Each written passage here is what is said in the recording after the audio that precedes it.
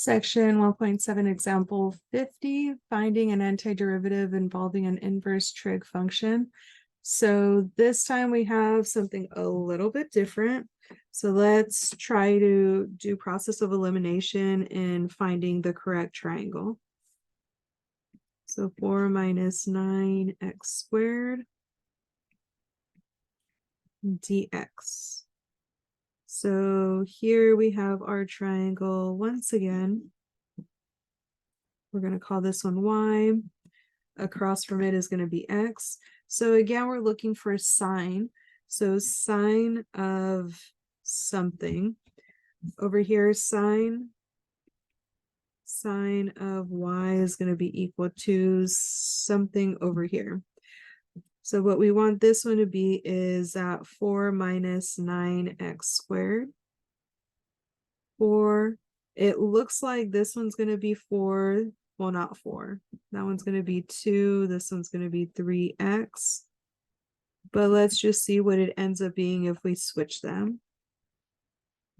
So we have 2 squared plus b squared equals 3x squared. 4 plus b squared is equal to 9x squared. So b is equal to 9x squared minus 4. All right, so that didn't work. So let's try to switch these two. So this would be our 3x and this would be our 4. So it's all of this part. So in this case, we have 3x squared plus bx is equal to, I keep putting 4, it should be 2. 2 squared, so we have b is equal to the square root of 4 minus 9x squared. All right, perfect.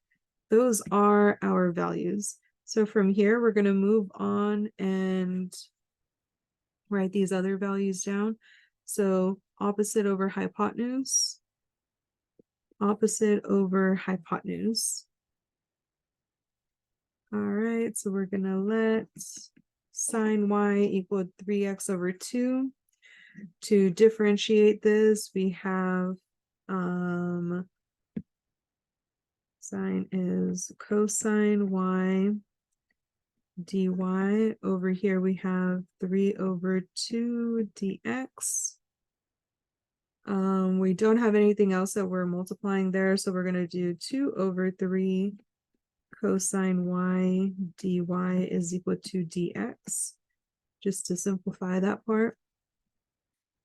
So integral of 2 over 3, here we have our cosine y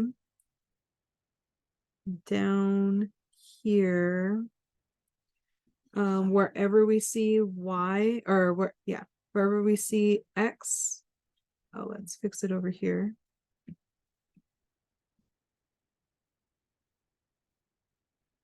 So this over here, we have another equivalence. X is equal to 2 over 3 sine y. So wherever we see x, we're going to plug in 2 over 3 sine y. And let me give myself a little bit more room here. So we have our 2 over 3 integral square root of 4 minus 9. 4 minus 9, 2 over 3 sine y squared. And in the numerator over here, we have 2 over 3, which we pulled out to the front. We have cosine y. All of this is dy. All right, simplifying this part. 4 minus 9 times 4 over 9 sine squared y. And we have that 2 over 3. We have cosine y dy. 2 over 3 integral of Here, the 9s divide out. Looks like we could factor out a 4.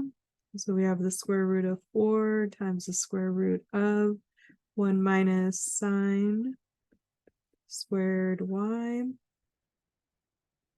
All of that underneath cosine y